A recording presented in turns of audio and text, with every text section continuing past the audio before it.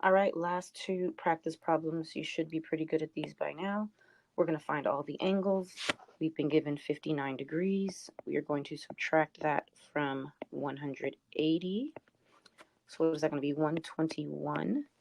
So the other angle here is 121 degrees. Those are the only two angle measures we will have.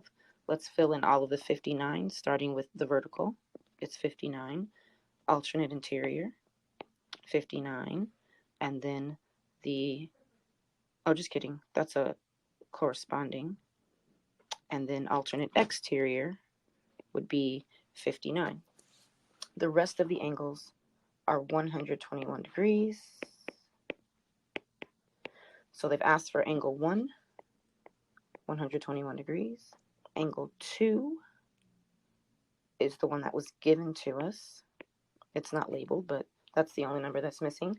Angle 5 is 121 degrees, and angle 7 is 59 degrees. Last problem is next. Let's see how you did. We've been given 73 degrees.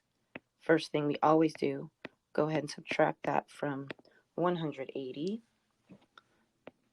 I'm blanking, so 107 is the other angle.